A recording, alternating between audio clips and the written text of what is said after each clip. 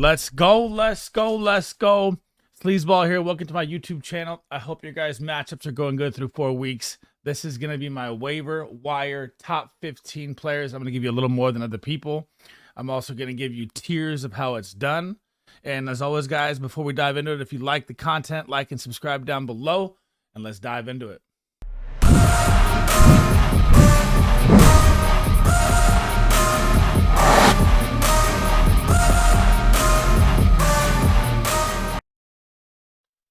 So here's the layout board. I'm going to do my baller tier at the top, tier 1, tier 2, tier 3.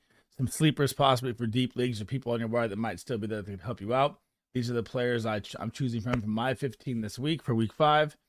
And some of them may not be on your wire if your league's competitive, but it's kind of like a mix of all around. It is based on a 12-man league or, higher. So here we go. Let's start with number 1. My baller tier number 1 is going to be Jameson Williams. So the NFL reduced the gambling suspension to 4 games, so he is eligible to come back this week, which will be a nice addition for the Lions. He is going to be that deep ball threat. Amon-Ra taking the double coverage. I mean, he could be a flex start weekly with how this offense looks. It just depends on they get Carolina this week, and could be a Monty, 30 carry game again like last week. But Jameson Williams still provides the most value to me on the wire this week. The only other baller making this tier, I cannot believe that he's still 54% owned. It's just ridiculous.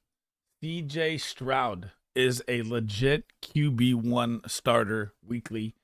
8 yards per attempt at number 3. Number 4 in total passing yards. Number 3 in pass attempts.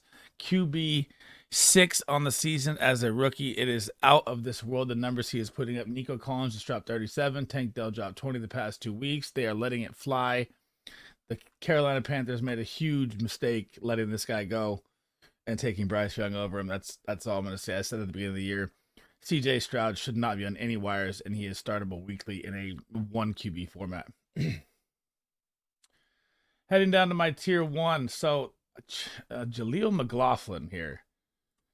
So we know Devonte Williams had his little hip injury, and he was out for the whole game. And Jalil McKinnon got the praise of Sean Payton.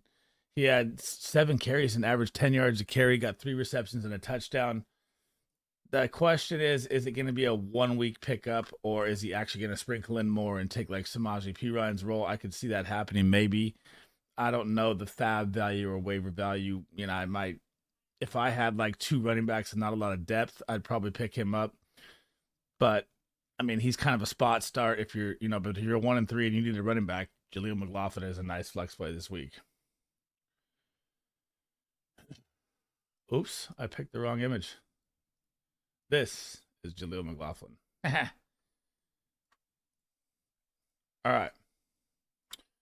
The other tier 1 guy that I was so high on last week, I missed it by 1 week, is Michael Wilson.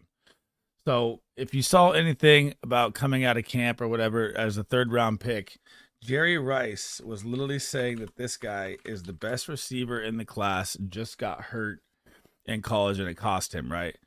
So last week, his monster game happened, 23 points, and you're going to get that value with the Cardinals of pass attempts all the time because they're not going to be ahead in many games, right?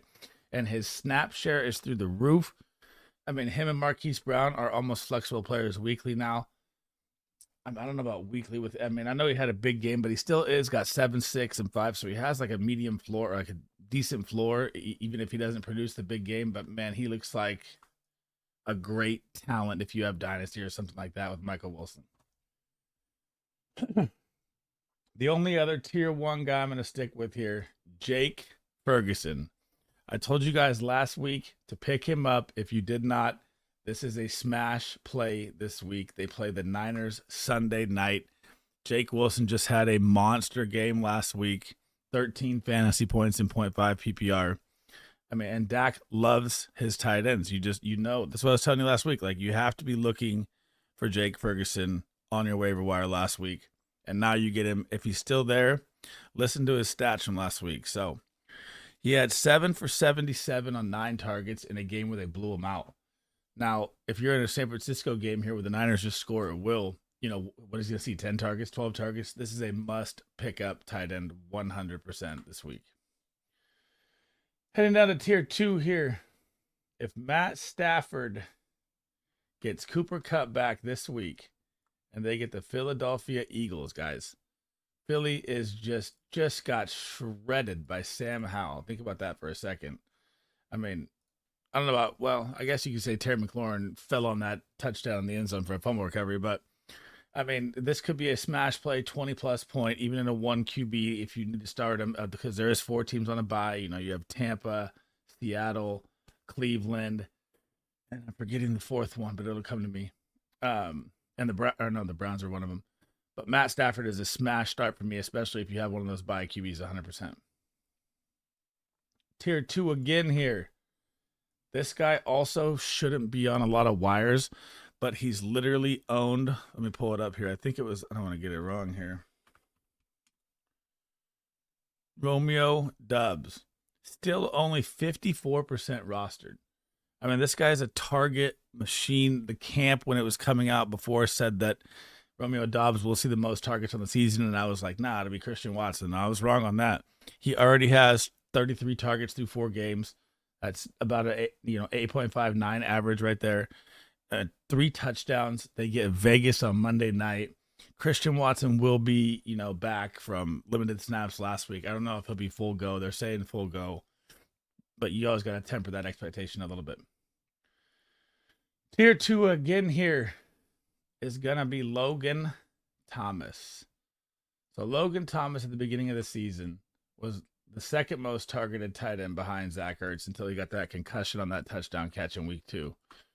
Came back week 4, decent showing versus the Eagles in a big shootout game. I thought he'd do a little more, but he beat his projection at least. Now you get Chicago Bears on Thursday night. This could be, with the tight end position, this could be a very, very solid play. I played him last week in my league, got the dub, thank God. And I like Logan Thomas's value a lot with how bad the tight end position is. Staying with tier 2 here, I see him still on some rosters. I know that it's a bye week, and you're like, do I want to pick up Joshua Palmer on my bye week? I'm not too sure. He's still, and this is like the time, right? So you got to think about it like this. If a roster is out there and that's the other bye team is the Chargers, by the way. If a roster is out there and they're dropping him because the bye week, which people do 100%, like I had an update on my phone saying Njoku was dropped in like 30,000 leagues. I was like, that's crazy. I don't believe that. But if they drop Joshua Palmer because they bye week, he's still 61% owned, coming off a 10-point game. He had a 40-plus yard reception. This is a smash play, especially with the Chargers offense. And, you have Mike Williams out for the season. And it looks like Quentin Johnson just isn't ready yet. And Josh Palmer knows this system. This could be a flex play weekly, 100%. I'm going to throw him on tier 2. If you don't know who this is Wan'Dale Robinson. You watched him last night. So Wan'Dale Robinson was a first-round pick last year. Tore his ACL, or I don't know what it was, knee, ACL, something. I forget the injury. In like week 4 last year.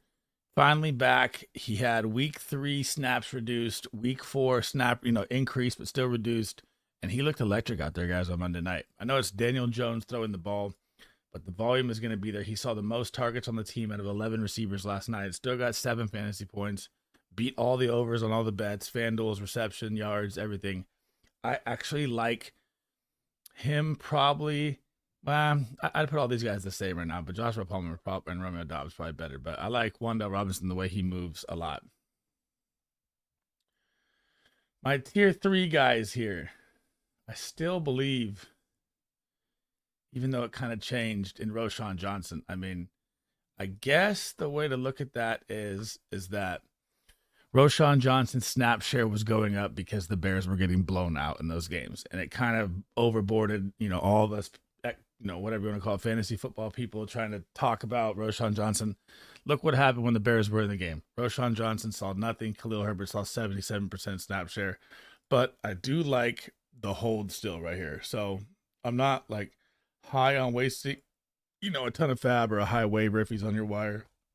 But I like the hold on him still a little bit more than other people. Number 2 in tier 3. The guy I accidentally put in for Jalil. Marvin Mims. Still not getting the full workload yet. Broncos get the dub.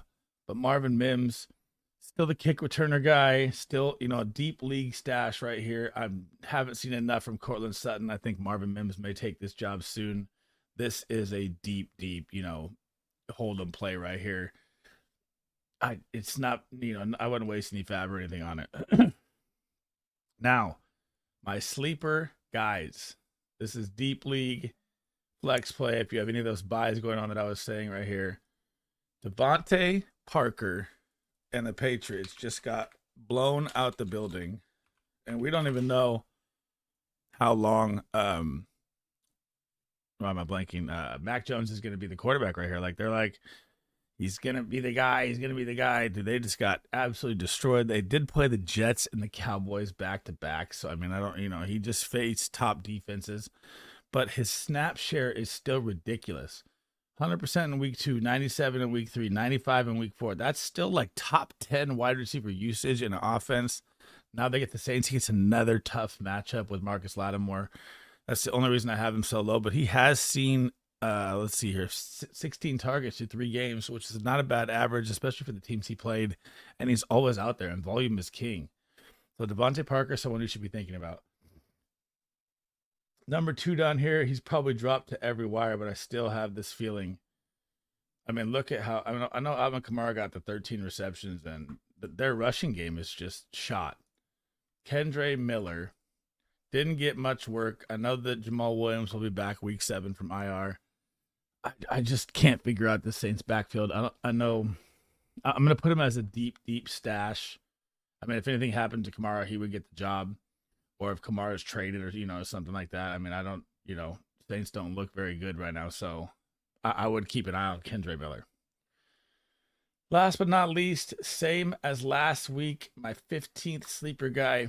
Running backs are needed right now with the injuries all over the place, and Leonard Fournette is still out there.